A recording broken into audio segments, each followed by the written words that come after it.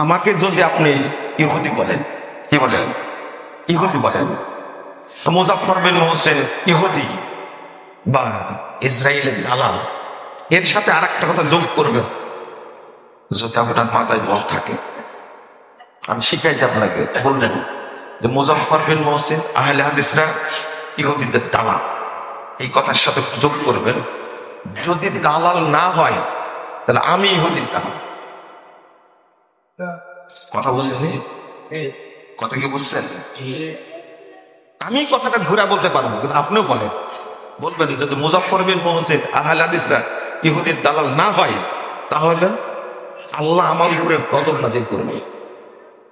বুঝেন না কথা? বলেন তো একবার দেখি বাংলাদেশে কারো সাহস আছে কিনা।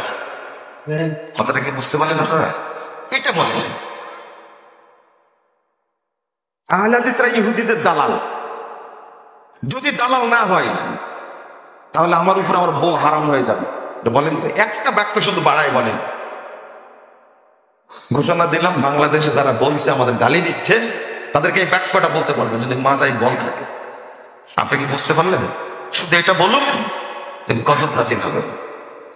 আর আমি বলছি আহলে হাদিসরা যদি মুজাফফর বিন মোহসেন যদি ইহুদিদের দালাল হয় তাহলে আমার উপরে আল্লাহ আগে গজব নাযিল করুক। কথা বুঝতে পারেন? এই মেম্বারে দাঁড়িয়ে বললাম, আল্লাহকে বলছি আমরা যদি ইহুদি খ্রিস্টানদের দালাল হই আল্লাহ যেন আমার উপরে গজব নাযিল করে। আমি বললাম, আমি দোয়া করলাম, তুমি যদি বলতে না পারো, আমি যদি না শুনি এটা, তাহলে আমরা বুঝে নেব কি তুমি কথাটা কি বলতেছো। সত্য না হলে গালিটা ঘুরে যায় না।